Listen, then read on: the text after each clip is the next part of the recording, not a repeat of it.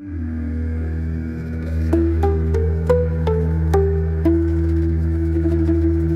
history, the first scientifically proven human name is Kushim. He was an accountant from the Uruk period of Sumer, living between 3,400 and 3000 BCE. The document bearing this name is a receipt for barley, signed as Kushim. However, it's unclear whether this was a title or a personal name.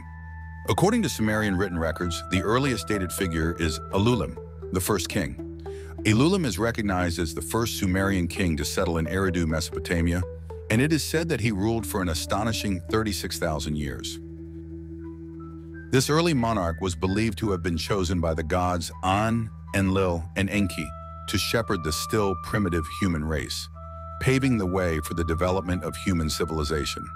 In this sense, he is regarded more as a part of Sumerian mythology than a historical figure. The first documented female name in history is Enheduanna. Like so many things in history, we find her story rooted in Sumerian lands. Enheduanna was both a princess and a poet, as well as the high priestess of an important temple. She was the daughter of Sargon of Akkad, the first emperor in world history. According to a poem written about 1,000 years after Sargon's reign, she was born secretly to a high priestess. The poem goes, "I am Sargon, the great king of Agade. My mother was a high priestess. I do not know my father. My high priestess mother secretly gave birth to me.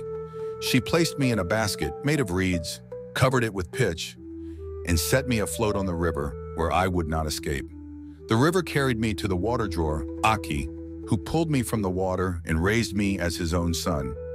As we can see, because Sargon's mother was a priestess, she secretly gave birth to him and placed him in the river like Moses in a basket." In Sumerian culture, priestesses were regarded as wives of the gods, and their offspring were considered divine children, not allowed to survive. So to protect him, she gave birth to him in secrecy and set him adrift in hopes someone would find him.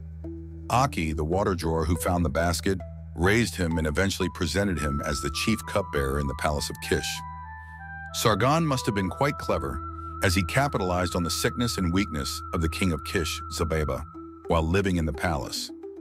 Later, Sargon established an empire that stretched its borders to Anatolia, slowly conquering other city-states with military techniques and knowledge he learned from the Sumerians, ultimately seizing the kingdom for himself. We shared his story in detail in another video.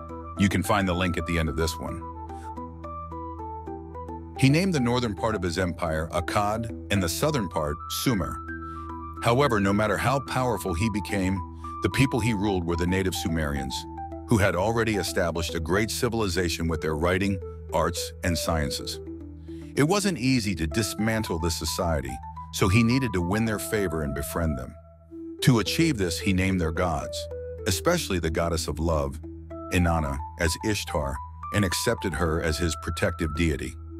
Sargon made his daughter Enheduanna the high priestess of the magnificent temple, etched, dedicated to the moon god Nanna in the city of Ur. Not only did Enheduanna oversee this temple, as well as the temple of An, the sky god in the city of Uruk, but she also composed numerous hymns praising Sumerian gods and temples. These hymns, which showcase her systematic theological knowledge, have endured for at least 600 years after her time. We know about Enheduanna not just through her poetry, but also through archaeological findings. Her name has been discovered on 2 seals in a stone disc. This disc features reliefs of her and her 3 assistants. She is depicted in profile, wearing a fringed priestess robe. However, the most impactful legacy she left behind undoubtedly lies in her literary works, specifically her poetry. These were composed in both Sumerian and the language of women. In Sumer, literary works written by women or in their voice are in what is known as the female language. This even applies to those associated with eunuchs, as there were eunuchs in Sumerian and Assyrian palaces as well. Here we'll share excerpts from a 153-line poem. This poem has been reconstructed from pieces of at least 50 copies. Yet due to breaks and damages, there are still some parts that remain incomplete or difficult to understand. These lines are echoes of the very first woman poet in history, Enheduanna, a princess and high priestess, whose verses have resonated in Sumerian temples for over 4,500 years.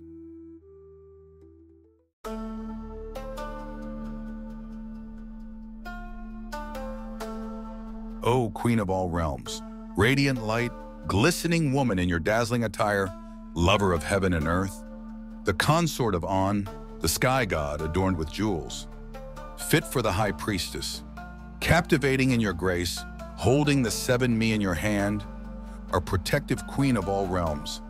You bring forth floods from the mountains. Like the storm god Ishgur, you nurture.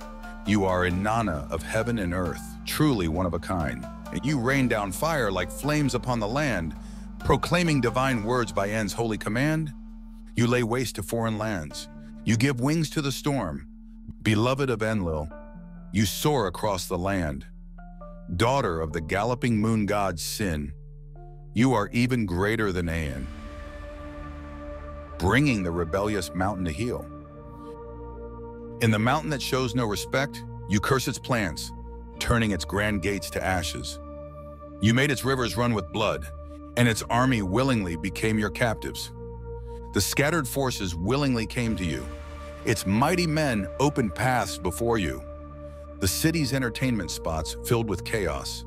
Its young warriors were brought to you as captives.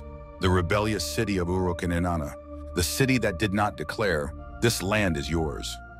The city that did not say, "It belongs to your Father who created you," your sacred command.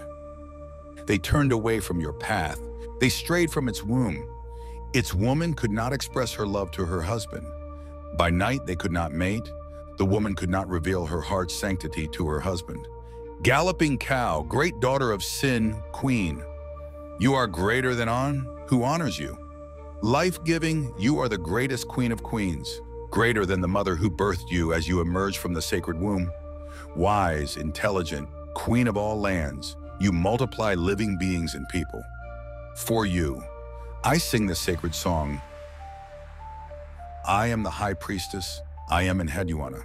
Carrying my ceremonial basket, I sang a joyful song, but I can no longer sit in that place you created. The light of day is drawing near. The light upon me is fading, shadow is creeping toward the light, and will cover it like a sandstorm. My sweet voice is broken. Everything that once brought me joy has turned to dust. O Sin, King of Heaven, what has Lugalan done to me? Tell N to save me. Let Inanna rescue me. Let her take away Lugalana's manhood. Mountains and floods are in his hands. He shook me in the city. Tell him, may his heart calm for me. I, Enheduanna, will make a prayer to him. Let my tears flow for Inanna like a sweet drink. A plea to the goddess Inanna. O my precious lady, beloved of On, your sacred heart is exalted. Let it calm for me. Bride of Dumuzi, you are a senior queen from the foundation of heaven to its peak. O great gods, how you surpass the Anuna. O Inanna, you are as high as the sky. Let it be known. You are as vast as the earth. Let it be known. You roar throughout the land. Let it be known. You strike down the heads. Let it be known. You sweep away corpses like a dog. Let it be known. You are the one who wins many victories. Let it be known. My words are not yet finished. A hostile judgment is coming for me. My hands cannot grasp. In the ceremony's Kushim, what Ningal has spoken, I cannot explain to that man. I am Nana's radiant and high priestess, beloved queen by Un. Have mercy upon my heart. Esa Wetmore.